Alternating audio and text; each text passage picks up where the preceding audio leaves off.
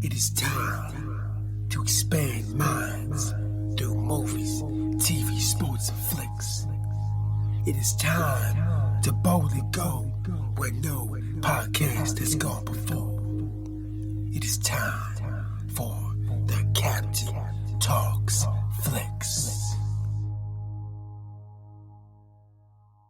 The Captain Talk Flicks. Welcome to the Captain Talk Flicks podcast.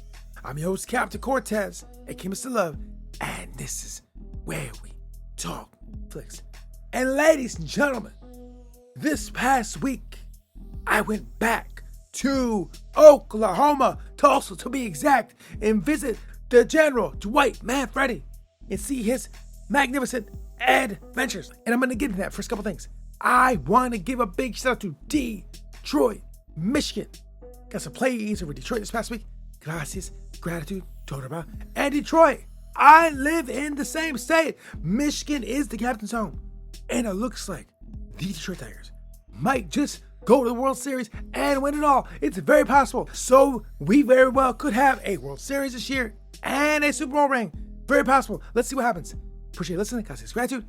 Additionally, this episode is brought to you by the Existing Fiction Fourth Wall Store. Over the Existing Fiction Fourth Wall Store, we have a special edition coffee mug paying homage to the wonderful Latino culture, because this month is Hispanic Heritage Month. We have a coffee mug that pays tribute to the wonderful world of Latino culture and the artistic vibe of Latino culture. Very cool. I'm about to get this mug for myself. It's a dope mug.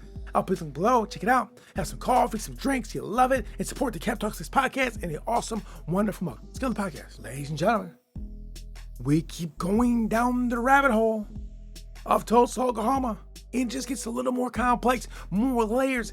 The disruptor, Dwight Manfredi, is just navigating the system that is Tulsa, Oklahoma. He's playing in the gangster world, political world, the distillery world, in the weed world. He's in all these worlds, making all this money, doing all this earning, leading a ragtag team of various people from various backgrounds, and succeeding in Oklahoma.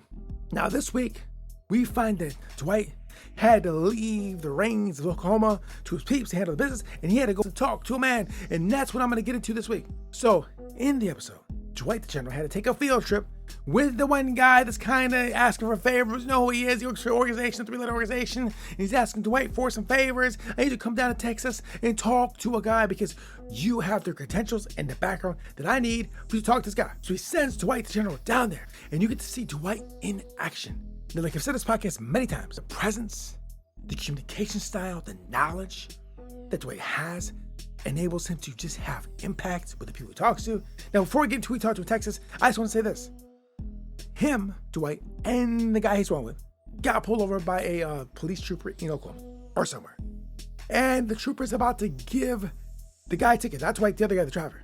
And Dwight steps in the car, has a conversation with him, talks to him, they chat, they have some conversation, talking, whatever. And just the way that Dwight can build rapport so fast, so quick, he went ahead and changed the outcome of that situation with tickets. Very nicely, very politely. He's really good at speaking. And he changed the dynamic, and the driver, the thriller guy, the FBI guy, did not get a ticket, and they go on their way.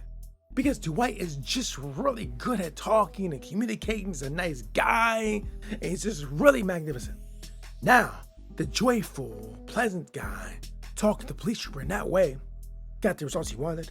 And then fast forward, he go ahead and skates down to Dallas to talk to this guy who has to be a terrorist that deals in terrorist stuff. And Dwight has to switch a different mode on. Same guy, different communication. And he takes the communication style needed in that particular situation. He's able to turn on the gruffness, the gangsterness, the toughness, and switch down like a switch. Right? This guy, Dwight, is just so knowledgeable, so good at talking. He can just go ahead and cater his speech to whatever the situation he's in. He's really good. Like I said before, he's in the gangster world. He's at life, but this gentleman would be good in any scenario. Because like I said last podcast, certain guys have certain attributes that just would be good to lead groups, whatever the groups are. Like I've talked about this podcast many times, that the world consists of many groups just kind of fighting for beliefs and control and attention and narratives and all these things.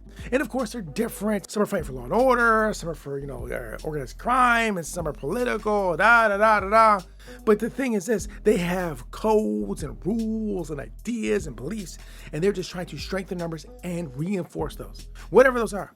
Now, Man Freddy walks in the gangster world. He does these things he does. But I think he's the type of guy that can lead any of these circles. Put him in any circle or group, and he'd be at the top of the heap, top of the leadership. He'd be at the top of the heap, directing, leading men. Because he has that kind of personality. He can work for the FBI. He can work for a Fortune 500 company. He can just work for whatever, and he'd be leading these people because he has that kind of personality. Has that kind of charisma. He is magnificent. He gets results. He's able to get people to follow and lead him. Now, I, the captain, feel that maybe I have some talking skills, but I don't have the ability to lead men yet. At least I might have the opportunity to. People generally don't follow my lead because I don't know what it is. I'm not sure specifically why that is, but it doesn't matter. I'm just missing some elements. Man, Freddy got it. He can bring the level of conversation to where it is needed. Whatever environment, he just brings that, and he's got those skills. He'd be the nicest guy and the most nastiest guy. Very, very well skilled. So in this show, now it's about gangster stuff and we're having fun, but there's a lot of things to learn in this thing. We're learning about distillers, we're learning about communication styles. We see him navigate many different parts of these groups and situations in Tulsa, Oklahoma. So if the one thing we can learn from this episode in the past is that, communication is very important to navigate the world. As I've done my studies over the last 15 years, watching various people, business and hip hop and MMA and, counterterrorism, security, whatever I'm looking at, spy world, various things. The key, it seems to be through all these different organizations and spaces, is communication, knowledge, language, right? Signs, symbols, right? Interpret them, redistribute them, to sell narratives. And that's all done through storytelling, words, and language.